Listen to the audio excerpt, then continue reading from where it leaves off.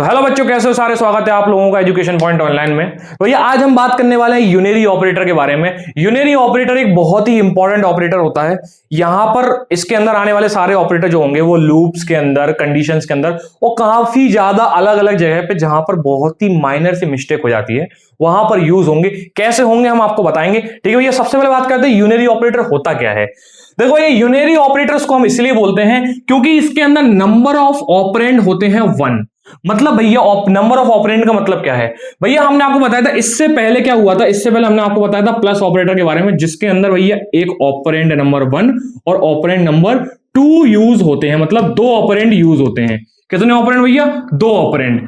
तो जहां पर हमको एक ऑपरेंड चाहिए हो सिर्फ, तो उस तरह के ऑपरेटर को हम बोलते हैं भैया यूनरी ऑपरेटर। इसका मतलब क्या हुआ, इससे पहले हमने जितने भी पढ़े सिवाय इस नॉट ऑपरेटर के, बाकी सारे ऑपरेटर होते हैं कितना? Binary operator.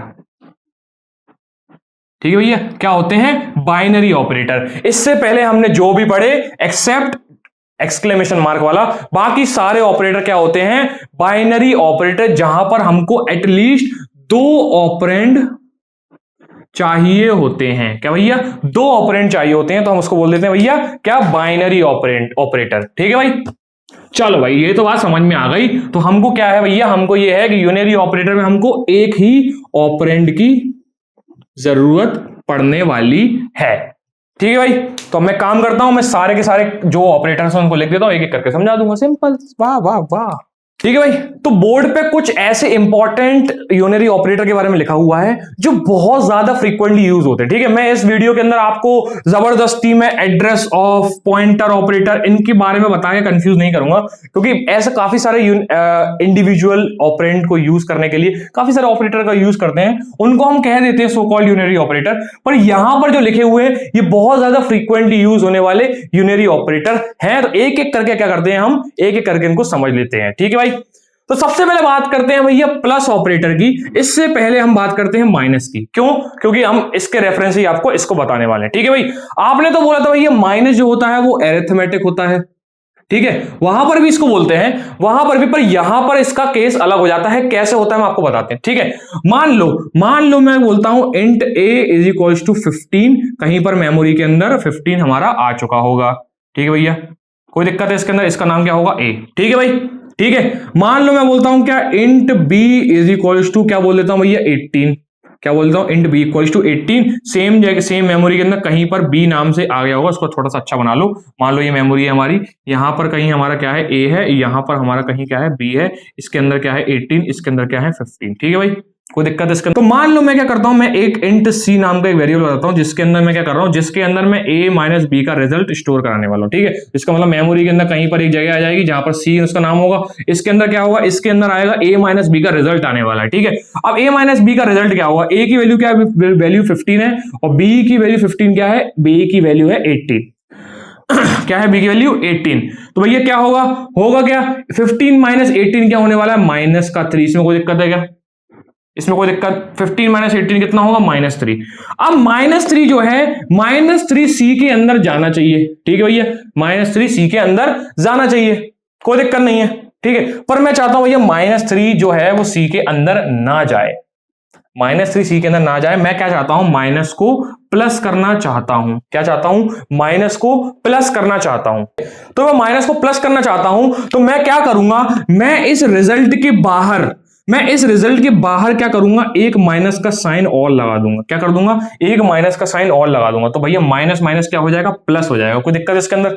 ठीक है, मान लो मैं यहां पे ना करूं, मैं यहां पे क्यों करूंगा? ये चीज मैं यहां कर दूंगा। क्या कर दूंगा? यहां पर क्या कर दूंगा? a माइनस बी का जो रिजल्ट आएगा, अगर माइनस आता है तो उसको माइनस करके प्लस कर देना। मतलब क्या होगा भैया? यहां पर क्या होगा भैया? 15 माइनस 18 आएगा। 18 माइनस 15 माइनस 18 क्या होने वाला? -3। पर वो क्या देखेगा? बाहर माइनस का साइन देखेगा, तो आंसर कितना देगा? 3 देगा। तो इसका मतलब यहां पर क्या आने वाला है? 3। तो भैया यहां पर ये जो माइनस आया है, इसे बोलेंगे यूनरी ऑपरेटर। क्यों बोलेंगे यूनरी ऑपरेटर? क्योंकि भैया आप बोलोगे भैया यहां तो a माइनस बी यूज हो रहा है, मतलब 2 ऑपरेंड यूज हो रहे हैं, तो भैया इसको यूनरी ऑपरेटर क्यों बोल रहे हैं? यूनरी ऑपरेटर इसलिए क्योंकि भैया क्या होगा, ऑपरेटर सबसे पहले इस ब्रैकेट के अंदर को रिजॉल्व करेगा।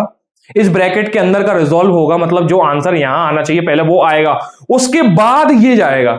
क्यों? क्योंकि भैया यहां से जो रिजॉल्व होगा उसके बाद ये बाहर आएगा, तो यहां क्या बचेगा, यहां तो कोई एक ही वैल्यू बचेगी ना, कोई एक ही वैल्यू बचेगी जो कि होने वाली है कितनी, -3।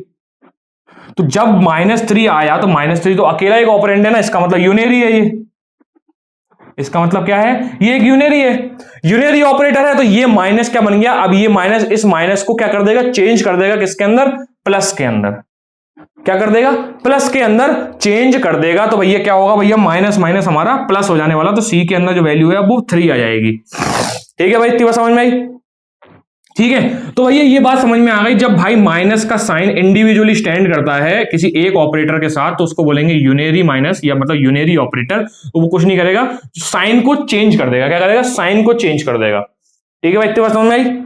चलो भाई, ये बात समझ में आई भैया। माइनस जो है अगर वो सिंगल एक ऑपरेटर के साथ आता है, सिंगल ऑपरेंड के साथ आता है, तो यूनरी ऑपरेटर बन जाता है और वो क्या कर देता है, साइन को चेंज कर देता है। इसी अब बात करते हैं प्लस ऑपरेटर की।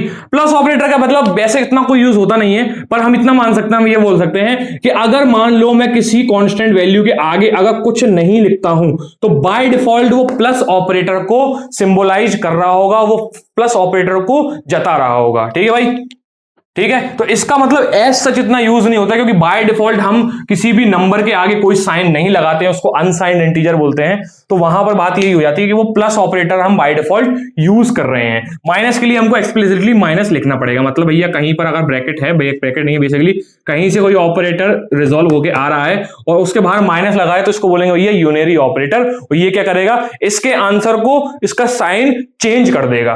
ठीक है भाई, ठीक है, बहुत बढ़िया, ठीक है, बहुत बढ़िया। अब मैंने बोला था भैया, मैंने आपको पिछली कुछ वीडियो से बोलता आ रहा हूं कि एक्सक्लेमेशन मार्क जो होता है वो एक यूनरी ऑपरेटर है। क्या है, यूनरी ऑपरेटर। ठीक है भाई, कंडीशनल, जब मैंने आपको लॉजिकल ऑपरेटर बताए थे तो मैंने आपको बोला था कि भैया कंडीशन जो होगी, अगर वो कंडीशन जो होगी उसके बाहर अगर मैं नॉट साइन लगा दूंगा तो क्या करेगा, वो उस कंडीशन के रिजल्ट को चेंज कर देगा। मतलब अगर 0 होगा तो 1 कर देगा, 1 होगा तो 0 कर देगा। मैं यहां पर जो कंडीशन लिखूंगा वो कंडीशन कुछ भी हो सकती है। वो कैसे हो सकती है, मान लो मैंने लिख दिया भाई कंडीशन कि मैंने बोल दिया n is greater than equal to 0। ठीक है, उसके बाहर लगा दिया नॉट ऑपरेटर। ठीक है, मैंने पिछली वीडियो में आपको बताया था, तो मैंने क्या किया था, n इज ग्रेटर देन 0 और एंड लगाया था ऐसे, और n इज लेस देन 2 ऐसा कुछ बताया, तो बाहर नॉट लगा दिया था। ठीक है, अब आप बोलोगे भैया यहां तो भैया ये दो अलग अलग कंडीशन यूज हो रही हैं, उसके अंदर क्या होगा, ये भी बाइनरी जैसा लग रहा है भैया, आपने तो बोला था बाकी सारे ऑपरेटर बाइनरी ऑपरेटर थे। ठीक है, लेकिन जब ये रिजॉल्व होगा, जब इन दोनों का आंसर आएगा, मान लो इन दोनों का आंसर आया 0, तो हमारे पास क्या बचा, सिर्फ 0 बचा।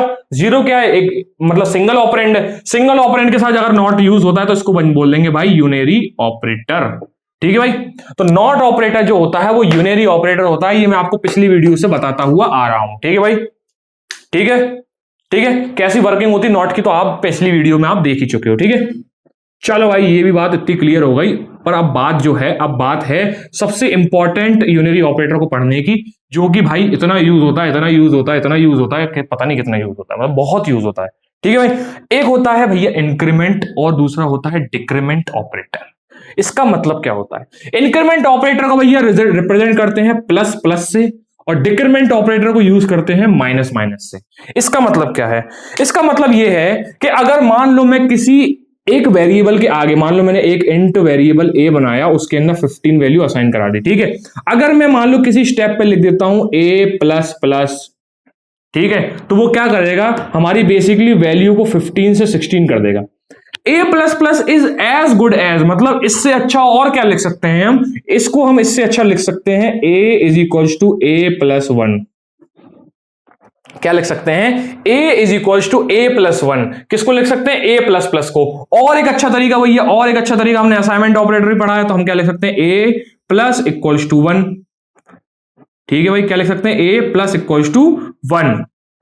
तो भैया a प्लस प्लस लिखने के दो तरीके हैं, या तो तुम a is equal to a plus 1 लिख दो, तब भी इसका मतलब a प्लस प्लस होगा, और भैया a प्लस इक्वल टू 1 लिखोगे तब भी इसका मतलब a प्लस प्लस होगा। इन दोनों की वर्किंग मैंने आपको पिछली वीडियो में बताई थी। बेसिकली बात यह है कि वो 15 को 16 करने का काम करेगा। ठीक है भाई, 15 को क्या कर देगा, 16 कर देगा। ऐसे ही भैया इसका है, इसका क्या है भैया, अगर मान लो मैं इंट a इक्वल्स टू 15 लिख देता हूं और मैं लिख देता हूं a माइनस माइनस, क्या लिख देता हूं, a माइनस माइनस, तो वो क्या कर देगा भैया, इसका मतलब बेसिकली कुछ नहीं होगा, a minus a is equals to a minus 1, या फिर भैया a माइनस इक्वल्स टू 1। ठीक है भाई, तो मतलब बेसिकली क्या करेगा, 15 का क्या कर देगा, 14 कर देगा। इतनी बात समझ में आई? मतलब एक प्लस करना हो या एक माइनस करना हो तब हम क्या बोलेंगे भैया, इंक्रीमेंट और डिक्रीमेंट ऑपरेटर। ठीक है, कहां यूज करते हैं भैया, फॉर लूप के अंदर, वाइल लूप के अंदर, स्विच के अंदर, काफी ज्यादा जगह पे हम क्या करते हैं बेसिकली, जहां पर हमको कंडीशनल्स और बेसिकली जो स्टेटमेंट लिखने होते हैं ना फॉर लूप के या फिर कंडीशनल्स के, वहां पर इनका बहुत ज्यादा अच्छा खासा यूज करते हैं हम। ठीक है भाई, ठीक है। अब भाई होता क्या है, इनके अंदर कुछ वेरिएशंस होते हैं, किसके भैया, इंक्रीमेंट के अंदर और डिक्रीमेंट के अंदर, जो क्या होते हैं हम आपको थोड़ा सा बता देते हैं, बाकी प्रैक्टिस तो हम करवा ही देंगे। ठीक है, थोड़ा सा वीडियो हल्का सा लंबा होगा पिछली वीडियो कंपैरिजन में, वो 16-17 मिनट की वीडियो होंगी, ये थोड़ा सा हल्का सा 20 मिनट का चला जाएगा, तो थोड़ा सा पेशेंस से देखना मुझे। तो बात करते हैं भाई, इंक्रीमेंट और डिक्रीमेंट ऑपरेटर को आप दो तरीके से यूज कर सकते हो। ठीक है, एक होता है प्री फिक्स और एक होता है पोस्ट फिक्स। ठीक है, क्या होता है भैया, पोस्ट फिक्स। ठीक है, इन दोनों का मतलब क्या होता है, बेसिकली आप उसकी तरह होते हैं, वैसे आप बोल सकते हो सफिक्स और प्रीफिक्स सुने। ठीक है, जैसे प्रत्येक उपसर्ग समझते हैं ना, तो उसका मतलब क्या होता है भैया, वर्ड के मतलब मान लो आपको कोई भी वर्ड है, मान लो मेरा कोई वेरिएबल है, ठीक है, वेरिएबल के अगर मैं पहले लगा दूंगा तो उसको बोलेंगे प्रीफिक्स, और मैं अगर वेरिएबल के बाद लगा दूंगा तो उसको बोलेंगे पोस्ट फिक्स। ठीक है, ठीक है, बस इसमें यही अंतर है, अगर मैं माइनस माइनस ए लिखूं या फिर ए माइनस माइनस लिखूं तो ये बेसिकली वही हो जाएगा। ठीक है, ये क्या हो जाएगा, प्री इंक्रीमेंट, ये हो जाएगा पोस्ट इंक्रीमेंट, ये हो जाएगा प्री डिक्रीमेंट, ये हो जाएगा पोस्ट डिक्रीमेंट। ठीक है, अब इसका मतलब क्या होता है, कैसे कैसे यूज करते हैं, एक एक करके थोड़ा सा देख लेते हैं, क्योंकि ये थोड़ा सा इंपॉर्टेंट टॉपिक हो जाता है, कंफ्यूजन भी क्रिएट करता है जब बच्चों को समझ में नहीं आता है। ठीक है, तो भैया यहां पर मैं दो पोर्शन बनाऊंगा, यहां पर मैं लिखूंगा प्री के बारे में और यहां पर लिखूंगा मैं पोस्ट के बारे में, थोड़ा सा कोडिंग सिंटेक्स से हल्का सा, क्योंकि कंफ्यूजन कोडिंग में ही होता है। ठीक है, आप कहो तो कॉन्सेप्ट में कोई कंफ्यूजन नहीं होता बच्चों को, कोडिंग में ही कंफ्यूजन होगा। ठीक है, तो प्री के बारे में बात करते हैं, प्री का थोड़ा सा आपको आसान लगेगा, पोस्ट का वहीं पे आपको थोड़ा सा घुमा देगा। ठीक है, ठीक है भाई, चलो सबसे पहले मैं क्या करता हूं, मैं बोलता हूं भाई int a is equals to 12। ठीक है, कोई दिक्कत इसके अंदर, कोई दिक्कत नहीं भैया। मैंने क्या किया भैया, मेमोरी के अंदर रिक्वेस्ट मारी किसकी भैया, एक कितनी भैया, इंट तरह के जो जितनी भी जगह में इंट हमारा डेटा टाइप जो 12 आ जाए, मतलब बेसिकली जितनी जगह के अंदर इंट आ जाए उतनी हमने मेमोरी की रिक्वेस्ट मारी, कितनी 4 बाइट की, उसके नाम दे दिया भैया हमने ए, उसके अंदर वैल्यू डाल दी 12। कोई दिक्कत है इसके अंदर, कोई दिक्कत नहीं भैया। मैं क्या कर रहा हूं भैया, मैं क्या कर रहा हूं, प्रिंट कर रहा हूं, अब मैं डायरेक्ट लिख लेता हूं यहाँ पे। ठीक है, मैं क्या कर रहा हूं, प्रिंट कर रहा हूं ए को। ठीक है, सिंटेक्स विंटेक्स फॉर्मेट स्पेसिफायर वगैरह आप लगा लेंगे। ठीक है, यहां पर आंसर सीधे सीधे 12 आ जाएगा, कोई दिक्कत नहीं है, कोई दिक्कत नहीं है। मान लो मैं क्या करता हूं, मैं लिख देता हूं प्रिंट ए, प्रिंट प्लस प्लस ए।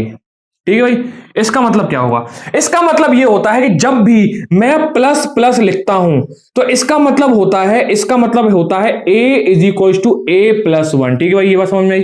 ठीक है, a is equal to a plus 1 मतलब क्या होगा भैया, मेरा 12 का 13 कर दो। ये बोलने वाला है कौन भैया, ये लाइन बोलने वाली है 12 का 13 कर दो। तो जब भी मैं प्री इंक्रीमेंट बोलूंगा तो भैया एक स्टेप आएगा, सबसे पहले स्टेप में क्या होगा, सबसे पहले स्टेप में प्लस प्लस होगा, मतलब भैया वैल्यू को इंक्रीमेंट किया जाएगा, उसके बाद भैया यूज किया जाएगा। क्या किया जाएगा, उसके बाद यूज किया जाएगा। या तो तुम उसको वेरिएबल में दोबारा असाइन करा दो, ठीक है, या तो तुम वेरिएबल में दोबारा असाइन करा दो, या फिर उसको किसी दूसरे वेरिएबल के अंदर पास कर दो, या फिर पास कर दो। ठीक है, या प्रिंट कर दो, सिंपल। ठीक है, 3-4 तरीके होते हैं, या तो तुम वेरिएबल के अंदर एक वेरिएबल के अंदर दोबारा स्टोर करा दो, मतलब ए के अंदर कराना था, ए के अंदर दोबारा आप 12 को काट के 13 कर दिया, 13 को काट के 14 कर दिए, सारा का सारा ए के अंदर ही हो रहा है। या फिर हो सकता है तुम उस ए को जो आंसर आया उसको किसी बी नाम के दूसरे वेरिएबल के अंदर पटक दो, या फिर उसको एज इट इज सीधे सीधे प्रिंट करवा दो स्क्रीन के ऊपर। यही तरीके होते हैं। कुल मिला के बात ऐसी है कि पहला स्टेप होगा इंक्रीमेंट करने का, और दूसरा स्टेप होगा क्या भैया, यूज करने का। ठीक है भैया, तो ये लाइन मुझे क्या कहती है, ये लाइन मुझे ये कहती है कि भैया सबसे पहले क्या करो, सबसे पहले करो किसको भैया, 12 का 13, मतलब एक step increment, a is equal to a plus 1 करो, और उसके बाद क्या करो, उसके बाद a को क्या कर दो, प्रिंट कर दो। क्या कर दो, a को प्रिंट कर दो। तो भैया ओवरऑल इस लाइन का आंसर क्या हो जाएगा, ओवरऑल इस लाइन का आंसर हो जाएगा 13। वेरी सिंपल चीज, क्योंकि कोई दिक्कत नहीं हुई। क्यों नहीं हुई, क्योंकि घुमाया ही नहीं आपको, सिंपल बता दिया। ठीक है, अब क्या होगा भैया, अब बात करते हैं भैया प्रिंट करके हम कर देते हैं किसको, माइनस माइनस ए को।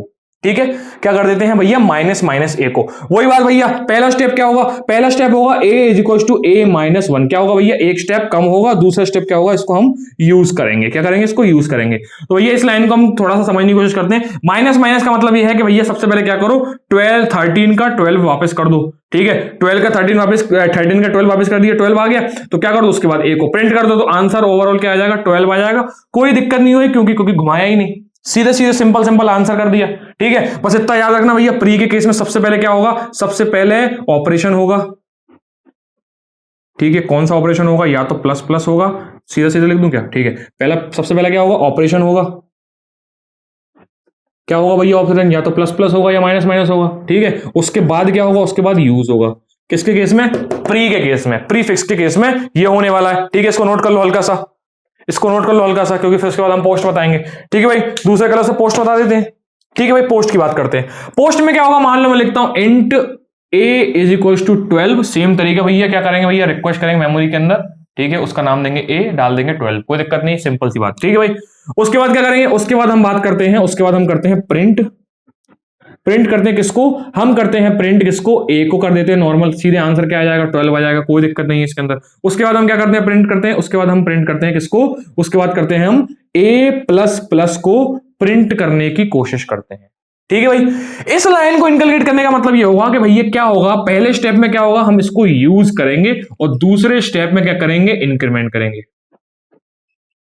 ठीक है, तो ये लाइन बोलती है कि पहले काम करो, पहले प्रिंट कर दो। तो भैया जैसे ही प्रिंट ए को देखेगा, उसके बाद वो कर देगा भैया प्रिंट ए, तो मतलब प्रिंट हो जाएगा 12, और इंटरनली मतलब क्या है, मतलब क्या होगा, कर्सर जो आता है, पॉइंटर जो कंपाइलर का एक एक करके लाइन को रीड करता है, तो वो पहले क्या करेगा, सबसे पहले ए को रीड करेगा, वो बोलेगा प्रिंट करना है ए, प्रिंट कर दिया, उसके बाद प्लस प्लस करना है।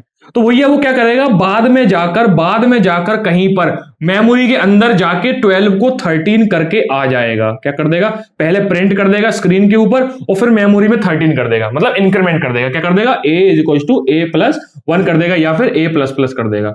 ठीक है भाई, कोई दिक्कत नहीं। मतलब क्या भैया, पहला स्टेप क्या है, यूज करना, यूज क्या कर लिया, प्रिंट कर दिया, उसके बाद इंक्रीमेंट करना। ठीक है भाई, अब भाई हमको पता कैसे चलेगा कि इंक्रीमेंट हो चुका है, हमने तो मेमोरी में झांक कर तो ना देखेंगे, तो हम क्या करेंगे, एक बार कंफर्मेशन ले लेंगे किसका, प्रिंट करने का, कि भाई प्रिंट कर दो ए, हमको पता तो चले इंक्रीमेंट हुआ है कि नहीं हुआ। तो अब क्या हुआ है, अब भाई ए की वैल्यू 12 से 13 हो चुकी है, क्योंकि जाते जाते इसने क्या किया, जाते जाते 12 को 13 कर दिया, मतलब इंक्रीमेंट कर दिया। तो भैया वैल्यू क्या होगी, अब 13 प्रिंट हो जाएगी ए की वैल्यू। यहां थी 12 क्योंकि कुछ नहीं हुआ था, यहां भी थी 12 क्योंकि पोस्ट इंक्रीमेंट है, पहले यूज होगा उसके बाद इंक्रीमेंट हुआ, और इंक्रीमेंट जबकि हो चुका है तो अब वैल्यू क्या आ जाएगी, 13 आ जाएगी। कोई दिक्कत है इसके अंदर, कोई दिक्कत नहीं भाई। अब बात करते हैं भैया प्रिंट किसको करना है, a माइनस माइनस को। ठीक है भैया, सेम बात हुई, सबसे पहले क्या करेंगे, यूज करेंगे। तो भैया पहले अभी मतलब यूज करेंगे, तो a की वैल्यू यूज करी, तो a की वैल्यू मेमोरी में इस समय क्या है, 13, और जाते जाते कर्सर जाते जाते क्या करेगा, कंपाइलर जाते जाते क्या करेगा, जाते जाते a 13 को 12 बना के चला जाएगा। तो मेमोरी के अंदर भैया अब क्या हो गया, 12 वापस आ चुका है। तो क्या होगा भैया, मेमोरी के अंदर 12 आ चुकी है वैल्यू। हमको पता कैसे चलेगा, क्योंकि मेमोरी में हम झांक नहीं सकते, तो हम क्या बोलेंगे भैया, a को प्रिंट कर दो, a की वैल्यू क्या हो जाएगी, अब 12 हो जाएगी, क्योंकि जाते जाते वैल्यू 12 हो चुकी थी। कोई दिक्कत इसके अंदर, कोई दिक्कत नहीं। तो हमको बस दो चीजें याद रखनी है। क्या वो दो चीजें हैं, ये वो दो चीजें हैं। कौन सी भैया, ये क्या, कि भैया प्री के अंदर क्या करना है, सबसे पहले क्या करना है, ऑपरेशन रिजॉल्व करना है, उसके बाद यूज करना है। पोस्ट के अंदर क्या करना है, पहले यूज करना है, उसके बाद ऑपरेशन रिजॉल्व करना है। ऑपरेशन क्या होगा, यहाँ पे डिक्रीमेंट भी हो सकता है। ठीक है, क्या हो सकता है, डिक्रीमेंट। ठीक है भाई। और थोड़ा सा कोडिंग के सिंटैक्स से याद रखोगे तो क्या होगा भैया, अगर प्लस प्लस पहले लिखा है तो पहले ये चीज होगी, उसके बाद प्रिंट होगा, या फिर अगर a प्लस प्लस लिखा है तो सबसे पहले प्रिंट होगा, उसके बाद रिजॉल्व होगा। देख के समझ में आ रहा है कि नहीं आ रहा, पहले ऑपरेशन लिखा हुआ तो पहले ऑपरेशन होगा, उसके बाद प्रिंट होगा, पहले अगर प्रिंट लिखा हुआ तो उसके बाद ऑपरेशन होगा। दोनों का मतलब समझ गया, ये क्या है, ये है प्री, ये क्या है, पोस्ट।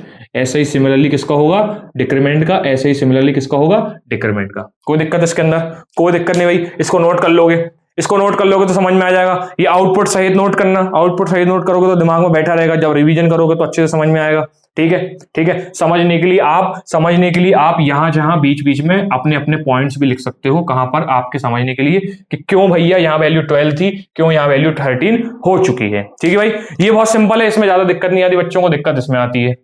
ठीक है भाई, कंफ्यूजन कोडिंग के अंदर क्रिएट होता है और कॉन्सेप्ट के अंदर कोई कंफ्यूजन नहीं होता। कॉन्सेप्ट जो मैंने बता दिया है पहले ही आपको।